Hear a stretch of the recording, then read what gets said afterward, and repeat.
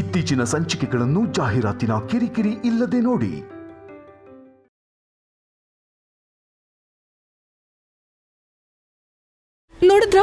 ನೋಡಿದ್ರಾ ಎಷ್ಟು ಪೊಗರಲ್ಲಿ ಮಾತಾಡ್ತಿದ್ದಾಳೆ. ಇವತ್ತು ನಿಹಾರಿಕಾ ಆದ್ಲು, ನಾಳೆ ನಾವಾಗ್ತೀವೇನೋ. ಇಂಥವಳ ಜೊತೆ ನಾವ್ ಹೇಗಿರೋಕ್ಕಾಗತ್ತೆ? ನೀನ್ ಹೇಳ್ದಂಗ್ ಮಾಡ್ಲಿಲ್ಲ ಅಂದ್ರೆ ನಿನ್ ಮಾತಿಗೆ ಬೆಲೆ ಗೌರವ ಇಲ್ದಾಗಾಯ್ತಲ್ಲಮ್ಮ. ಅಷ್ಟೇ ಅಲ್ವಾ ಮತ್ತೆ. ಹೊರಗಡೆ ಹೋಗು ಅವನಿ.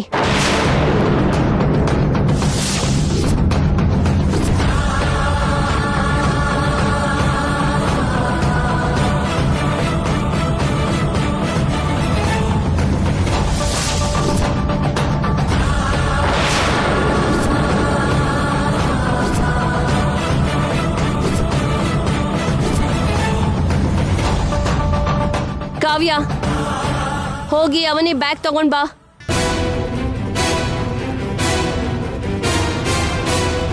ನಿಜ ಹೇಳೋ ಅವಕಾಶ ಇಲ್ದಿರೋ ಹಾಗೆ ಮಾಡಿ ಅನ್ಯಾಯನ ಪ್ರೋತ್ಸಾಹ ಮಾಡ್ತಿದ್ಯಮ್ಮ. ನಿನ್ನ ಆಜ್ಞೆನ ಶಿರಸ ವಹಿಸಿ ಪಾಲಿಸೋ ಅವನಿ ಅಂತವಳಿಗೆ ಇಂಥ ಶಿಕ್ಷಣ.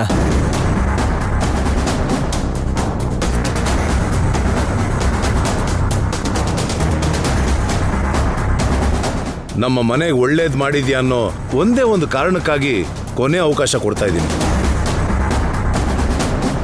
ನಿಹಾರಿಕನಿಗೆ ಸಾರಿ ಹೇಳು, ಮನೇಲೇ ಇರ್ತೀಯ.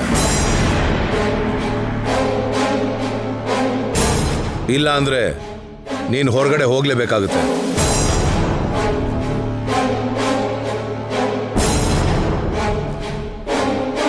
ನನ್ನ ಮಾತನ್ ಕೂಡ ಲೆಕ್ಕ ಮಾಡ್ಲಿಲ್ಲ ಅಂದ್ರೆ ಇನ್ನು ನಿನಗೆ ಮನೆಯಲ್ಲಿರೋ ಅವಕಾಶ ಇಲ್ಲ.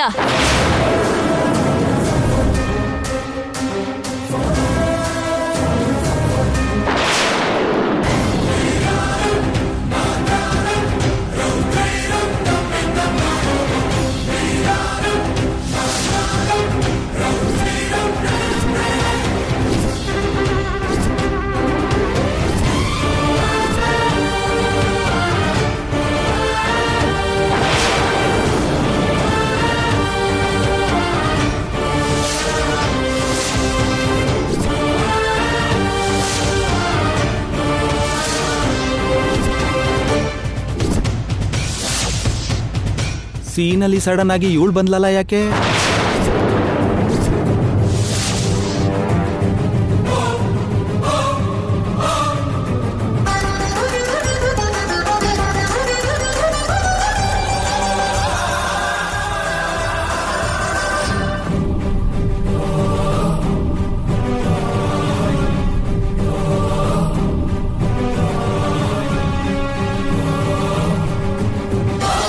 ಅವನಿ ಯಾಕೆ ಕ್ಷಮಾಪಣೆ ಕೇಳ್ಬೇಕು?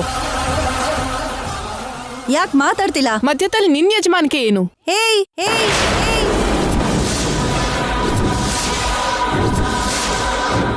ನಿನ್ ಹಾಗೆ ಶ್ರೀಮಂತಳಾಗಿ ಅಲ್ದೇನೆ ಹಳ್ಳಿಲಿ ಬೆಳ್ದಿರೋಳು. ಮಾತು ಕೇಳೋದೇ ಅಲ್ಲ, ತಿರುಗಿ ಮಾತಾಡೋದಕ್ಕೂ ಗೊತ್ತು. ಸ್ವಲ್ಪ ಹೊತ್ತು ಸುಮ್ನಿರೋ. ಮೌನವಾಗಿರೋದಕ್ಕೆ ನಾನು ಅವನಿ ಅಲ್ಲ. ನನ್ ಮಗಳು ಪ್ರಾಣಾಪಾಯದಲ್ಲಿರ್ಬೇಕಾದ್ರೆ ಹಾಸ್ಪಿಟಲಿಗೆ ಕರ್ಕೊಂಡು ಹೋಗೋದಕ್ಕೆ ಅವನಿ ಜೊತೆಗೆ ಬಂದಿದ್ಲು.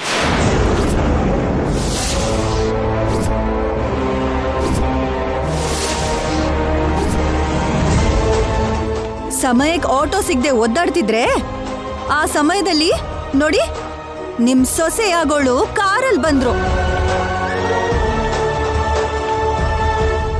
ಮಗು ಪ್ರಾಣ ಕಾಪಾಡೋ ಅಂದ್ರೆ ಏನಂದ್ಲು ಗೊತ್ತಾ?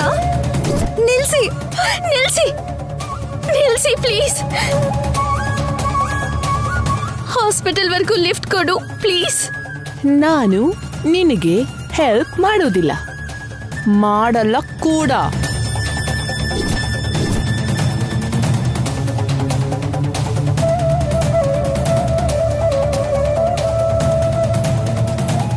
ಅಷ್ಟು ಒಳ್ಳೆಯವಳು ಈ ನಿಹಾರಿಕಾ.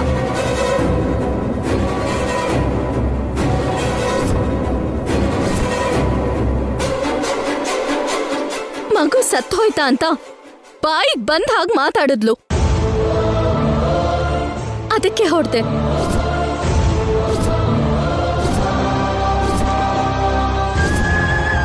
ಅವನಿನ ಹೊರಗಡೆ ಕಳಿಸ್ಬೇಕು ಅಂತ ಪ್ರಯತ್ನಿಸೋರು ಇದ್ದಾರೆ.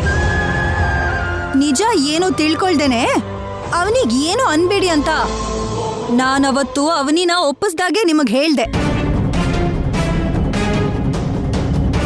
ಕನಿಷ್ಠ ನಡೆದಿದ್ದು ಹೇಳೋ ಅವಕಾಶ ಕೊಡದೇನೆ ಶಿಕ್ಷೆ ಕೊಡ್ತಿದ್ದೀರಾ. ಇದೇನಾ ನಿಮ್ ದೊಡ್ಡತನ? ಸುಜಾತ ಮಾತಾಡ್ತಿದ್ರೆ ಯಾವ್ದೋ ರೇಡಿಯೋ ತರ ಕೇಳಿಸ್ಕೊಳ್ತೀರ ಹೊರತು ತಿರುಗೇನು ಮಾತಾಡೋದೇ ಇಲ್ವಲ್ಲ ಅತ್ತೆ. ಅವನಿ ಹತ್ರ ನಿಹಾರಿಕಾಗೆ ಸಾರಿ ಹೇಳಿಸ್ಲಿಲ್ಲ ಅಂದ್ರೆ ಈ ವಿಷಯ ಹೊರಗಡೆ ಗೊತ್ತಾಗಿ ನಮ್ಮ ಮರ್ಯಾದೆ ಹೋಗುತ್ತಮ್ಮ. ಈ ವಿಷಯಕ್ಕೆ ನೀವು ಹಠ ಹಿಡಿದು ಕ್ಷಮಾಪಣೆ ಹೇಳಿಸ್ಬೇಕು ಅಂತ ನೋಡ್ಬಿಟ್ಟಿದ್ದೀರಾ. ಕೆಲವರಿಂದ ನಮ್ ಕುಟುಂಬನೇ ನಾಶ ಆಗೋಯ್ತು. ಅದಕ್ಕೆ ನಾವೇನ್ ಮಾಡ್ಬೇಕು ಮತ್ತೆ?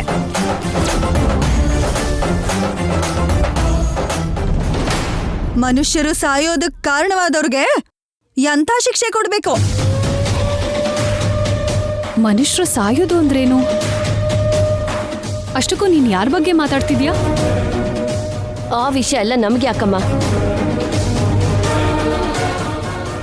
ನೀನು ಮಾಡಿದ್ದು ತಪ್ಪಮ್ಮ.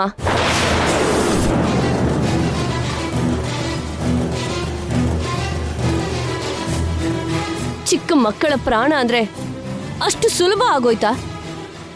ಎಂತ ಪಾಪ ಅದು.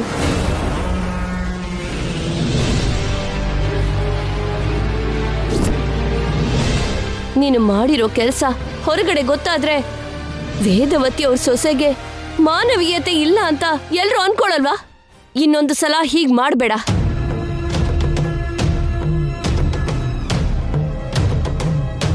ಅಂದ್ರೆ ಇವಾಗ ಸಾರಿ ಹೇಳ್ಸಲ್ವಾ? ಹಾಗೆ ಇದೆ ಮತ್ತೆ. ಅಲ್ಲಿ ಹೋಗಿ ಇಲ್ಲಿ ಹೋಗಿ ಕೊನೆಗೆ ಅವನಿಗೆ ಫೇವರ್ ಆಯ್ತು. ನಾವು ಅನ್ಕೊಂಡಿದ್ದೆ ಅಲ್ವಾ? ನೋಡಿ, ಆಗಿದ್ದೇನೋ ಆಗೋಯ್ತು, ಇಲ್ಲಿಗೆ ಬಿಟ್ಬಿಡಿ. ನಾವೆಲ್ಲರೂ ಒಂದು ಕುಟುಂಬಕ್ಕೆ ಸೇರಿದವ್ರೆ. ಅವನಿ, ನೀನ್ ಒಳಗಡೆ ನಡಿಯಮ್ಮ. ಸುಜಾತ, ನಾವು ನೋಡ್ಕೋತೀವಮ್ಮ, ನೀನ್ ಹೊರಡ್ಬೋದು. ಒಳಗಡೆ ಹೋಗು ಅವನಿ.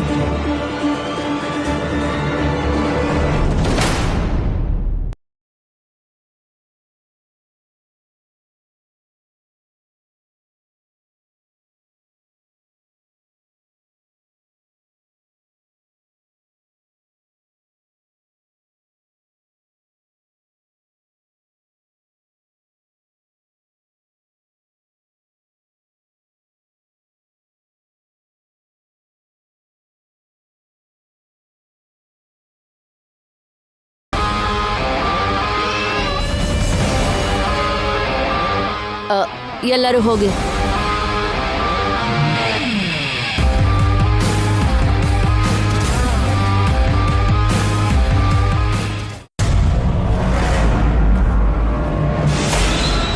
ಅಮ್ಮ ಸುಜಾತ,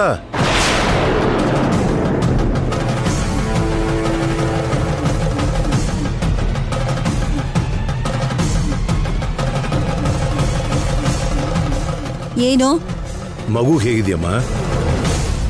ಏನಾದ್ರೂ ಸಹಾಯ ಬೇಕಾದ್ರೆ ಕೇಳಮ್ಮ, ನಾವು ಮಾಡ್ತೀವಿ. ಅಗತ್ಯ ಇಲ್ಲ. ಒಂದು ಸಲ ನಿಮ್ ಮನೆಗ್ ಬಂದು ಮಗು ನೋಡ್ತೀವಮ್ಮ. ನೀವು ಬಂದು ನೋಡ್ಬೇಕಾಗಿರೋ ಅಗತ್ಯ ಏನಿಲ್ಲ. ನಿಮ್ ಸಮಾಧಾನನೂ ಬೇಡ. ನಮ್ ಜೀವನ ನಮಗ್ ಮಾಡೋಕ್ ಬಿಟ್ಬಿಡಿ. ನಿನ್ನ ಗಂಡನ್ನ ಮಗುನ ನೋಡ್ಬೇಕು ಅನಿಸ್ತಿದೆಮ್ಮ. ಬಡತನದಿಂದ ಒದ್ದಾಡ್ತಿರೋರು ನಿಮ್ ಕರುಣೆ ಪ್ರೀತಿ ನಮಗ್ ಸಹಿಸೋಕಾಗಲ್ಲ. ಯಾವುದಕ್ಕಾದ್ರೂ ಕೊನೆ ಅಂತ ಒಂದಿರುತ್ತೆ. ನಿನ್ ದ್ವೇಷ ಕೊನೆನೇ ಇಲ್ವಾ? ನಾನ್ ಸಾಯೋದೆ ಅದಕ್ಕೆ ಕೊನೆ. ಅಮ್ಮ, ನನ್ನ ತಂಗಿ ನನ್ನಿಂದ ದೂರ ಆಗ್ಬಿಟ್ಲು. ನಿನ್ನಲ್ಲಿ ನನ್ನ ತಂಗಿನ ನಾನು ನೋಡ್ಕೊಂತಿದ್ದೀನಮ್ಮ. ನಿನ್ನ ಕೋಪ ಮಾತ್ರ ನನ್ನಿಂದ ಸಹಿಸ್ಕೊಳಕ್ ಆಗ್ತಿಲ್ಲಮ್ಮ. ನನ್ ತಂದೆ ತಾಯಿ ಚಿತೆ ಬೂರಿ ಆಗೋಗಿ ತುಂಬಾ ವರ್ಷ ಆಗಿರ್ಬಹುದು. ಆದ್ರೆ ಆ ಬೆಂಕಿ ಇನ್ನು ನನ್ ಕಣ್ಣು ಮುಂದೆ ಕಾಣಿಸ್ತಾನೆ ಇದೆ.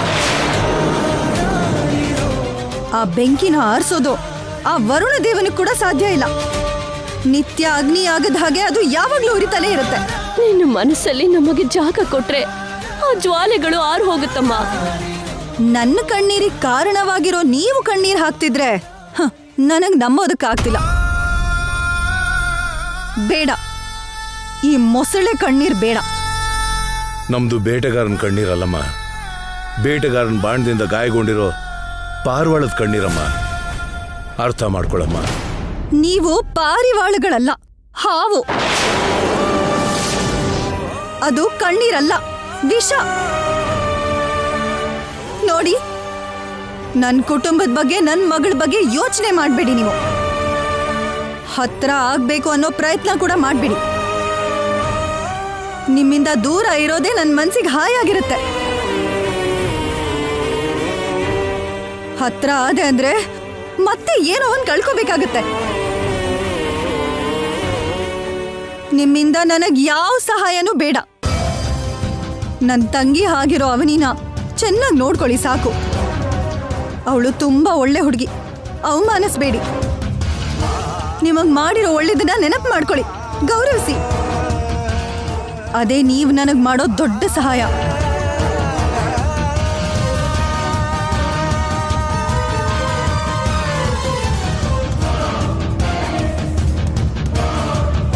ಕಣ್ಣೀರು ತುಂಬಾ ಬೆಲೆ ಇರೋವಂಥದ್ದು.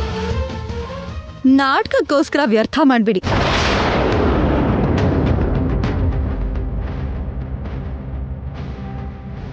ಅದನ್ನ ನೀವು ಉಪಯೋಗಿಸ್ಬೇಕಾಗಿರೋ ಸಮಯ ಮುಂದೆ ಇದೆ.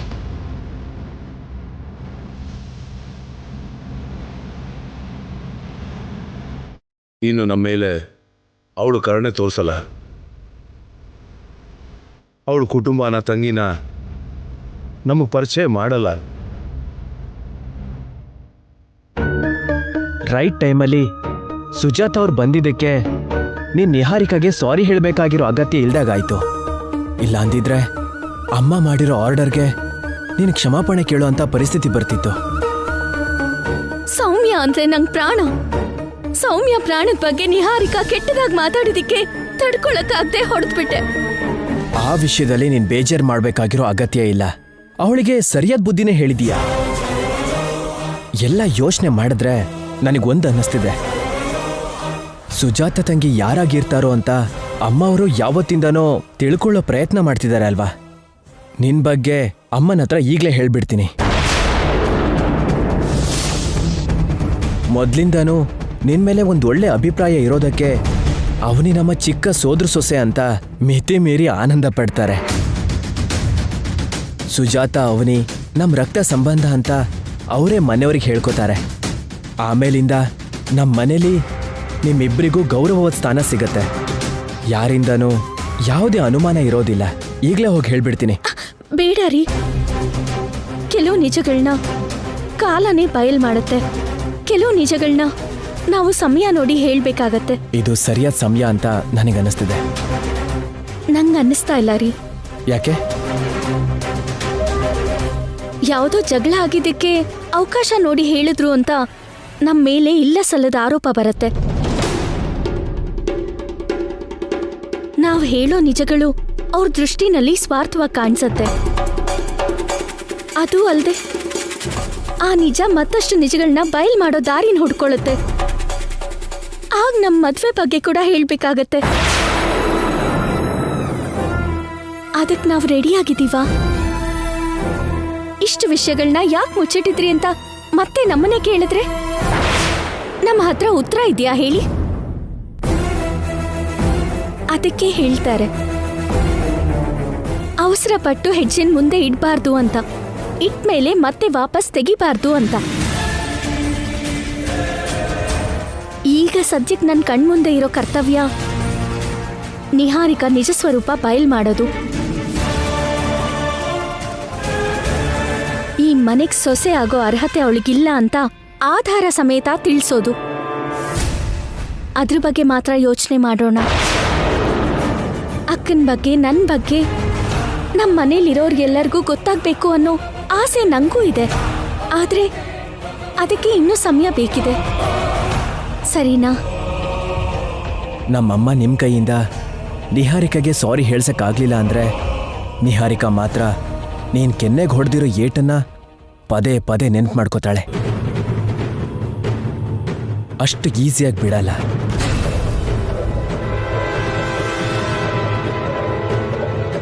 ಏನೋ ಒಂದ್ ಮಾಡ್ತಾಳೆ.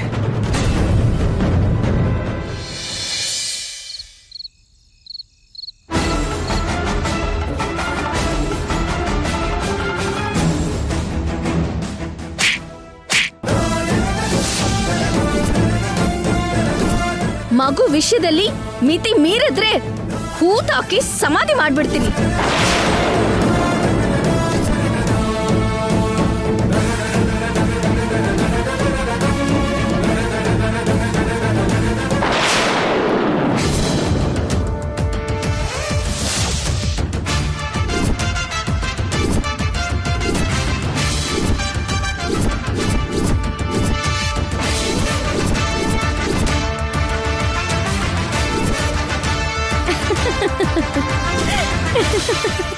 ಏನು ಕೋಪದಲ್ಲಿ ತುಂಬಾ ಓಡಾಡ್ತಿದ್ಯಾ? ತಲೆ ಏನಾದ್ರೂ ಕೆಟ್ಟಿದ್ಯಾ? ನನ್ ಕೈಯಿಂದ ಕೆನ್ನೆಗೆ ಏಟ್ ತಿಂದಿರೋರು ಇದ್ದಾರೆ ಹೊರತು ನಾನು ಯಾರ ಕೈಯಿಂದನೂ ಹುಟ್ಟಿದಾಗಿಂದ ಇಲ್ಲಿವರೆಗೂ ಕೆನ್ನೆಗೆ ಏಟ್ ತಿಂದಿಲ್ಲ. ನನ್ನಿಂದ ಆಗ್ತಾ ಇಲ್ಲ.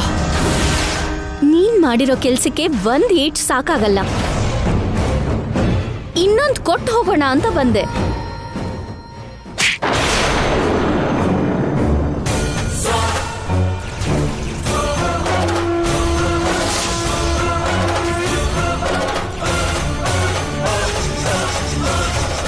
ಮತ್ತೆ ಬಂದು ಹೊಡೆದಾಗೆ ಊಹಿಸ್ಕೊಂಡ. ಚೀ,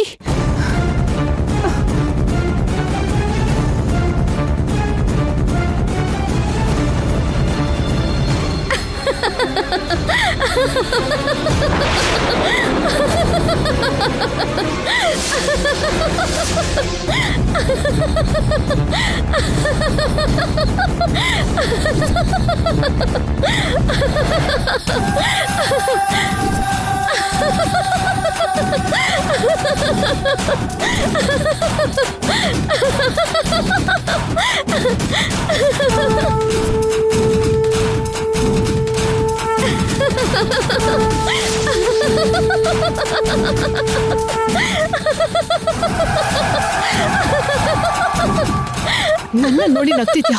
ಸಾಯಿಸ್ಬಿಡ್ತೀನಿ ನಿನ್ನ.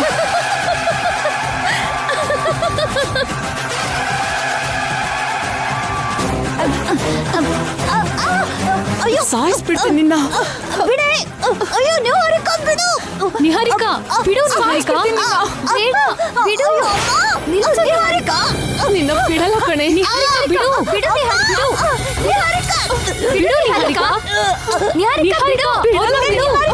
ಅಯ್ಯೋ ಕರ್ಮ, ಸತ್ತು ಹೋಗ್ತೀನಿ ನಾನು. ಬಿಡೆ.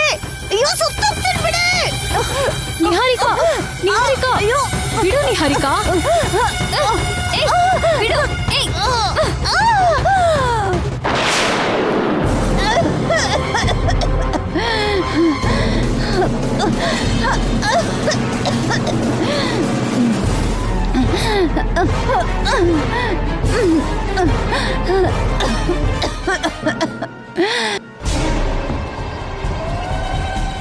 ನಾನು ನೀವು ಅಂತ ಅನ್ಕೊಳ್ಳಿಲ್ಲ. ಮತ್ತೆ ಯಾರು ಅನ್ಕೊಂಡೆ? ಅವನೇ ಅನ್ಕೊಂಡೆ. ಅವನಿ ಹೊಡೆದಿರೋ ಏಟಿಗೆ ಚಿಕ್ಕ ಮಕ್ಳ ಹಾಗೆ ಕೋಪ ಮಾಡ್ಕೋತಿದ್ಯಲ್ಲ. ಮತ್ತೆ ಬಂದು ಹೊಡೆದ ಹಾಗೆ. ಮಹಾಭಾರತದಲ್ಲಿ ದುರ್ಯೋಧನನ ನೋಡಿ ದ್ರೌಪದಿ ನಕ್ಕ ಹಾಗೆ. ಇಲ್ಯೂಷನ್ ಮೇಲೆ ಇಲ್ಯೂಷನ್. ಸಹಿಸ್ಕೊಳಕ್ ಆಗ್ತಾ ಇಲ್ಲ ಅಕ್ಕ. ನಿಜವಾಗ್ಲೂ ಸಹಿಸ್ಕೊಳಕ್ ಆಗ್ತಾ ಇಲ್ಲ. ಹೇಗ್ ಕೂಲ್ ಆಗಿರ್ಬೇಕು ಅಂತ ಅರ್ಥ ಆಗ್ತಾ ಇಲ್ಲ. ಕೂಲರ್ ಆಗ್ಲಿ ಎಸಿ ಆಗ್ಲಿ ಹಾಕೊಂಡು ಮಲ್ಕೋ. ಕಿಂಡಲ್ ಮಾಡ್ಬೇಡ ಕಾವ್ಯ. ಮೊದ್ಲೇ ಬೆಂಕಿ ಮೇಲೆ ಕೂತಿರೋ ಹಾಗಿದೆ.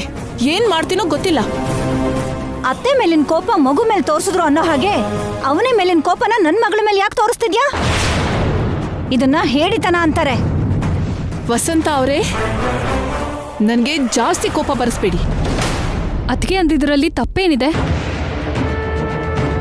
ಅವನಿ ಕೈಯಲ್ಲಿ ಸಾರಿ ಹೇಳಿಸ್ಕೊಳ್ದೇನೆ ಅಷ್ಟು ಈಸಿಯಾಗಿ ಬಿಟ್ಬಿಡ್ತೀಯ ಅಂತ ಅನ್ಕೊಂಡಿರ್ಲಿಲ್ಲ. ಆ ಸುಜಾತ ಬಂದು ಸೀನ್ ಎಲ್ಲ ರಿವರ್ಸ್ ಮಾಡ್ಬಿಟ್ಲು. ಅತ್ತೆ ಮಾತ್ ಬದಲಾಯಿಸಿದ್ರು. ಆ ಪರಿಸ್ಥಿತಿಲಿ ಇನ್ನೇನ್ ಮಾಡು ಅಂತೀರಾ? ನೀವ್ ಇವಾಗ ಮಾತಾಡ್ತಿದ್ದೀರಾ ಹೊರತು ಅವಾಗ ನನಗೆ ಸಪೋರ್ಟ್ ಮಾಡ್ಬೋದಿತ್ತಲ್ಲ. ಆವಾಗ ನಾವ್ ಜಾಸ್ತಿ ಮಾತಾಡಿದಿದ್ರೆ ನಮ್ಮಮ್ಮ ನಮ್ಮೇಲ್ ಸಿಡ್ಲಿನ ಹಾಗೆ ಬೀಳ್ತಾಳೆ ಅಂತ ಸೈಲೆಂಟ್ ಆಗಿ ಸುಮ್ನೆ ಇದ್ವಿ. ಆದ್ರೆ ನೀನ್ ಯಾಕೆ ಸುಮ್ನೆ ಇದ್ದೆ? ಅಲ್ಲೇ ಅವಳು ಕುತ್ತಿಗೆ ಇಸಬೇಕಿತ್ತು. ಆ ಸುಜಾತ ಇದ್ದಿದ್ದನ್ನ ಇದ್ದ ಹಾಗೆ ಹೇಳ್ಬೇಕಾದ್ರೆ ಏನು ಹೇಳಕ್ಕಾಗ್ಲಿಲ್ಲ. ಸಿಂಹ 1 ಹೆಜ್ಜೆ ಹಿಂದೆ ಇಡ್ತು ಅಂದ್ರೆ 10 ಹೆಜ್ಜೆ ಮುಂದೆ ಇಡುತ್ತೆ ಅಂತ. ನೀನು 1 ಹೆಜ್ಜೆ ಹಿಂದೆ ಇಟ್ಟೆ ಅಂದ್ರೆ 100 ಹೆಜ್ಜೆ ಹಿಂದೆ ಆಗುತ್ತೆ ಅಂತ ಹಿಂದೆ ಹಾಕ್ಬೇಡ.